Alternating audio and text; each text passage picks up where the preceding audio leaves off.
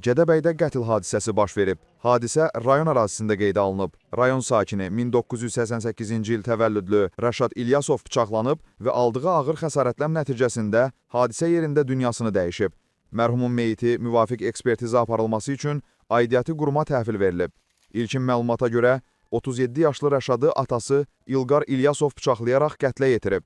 Hadisənin baş vermə səbəbləri hələlik məlum deyil. Əraziyə prokurorluq və polis əməkdaşları cəlb olunub.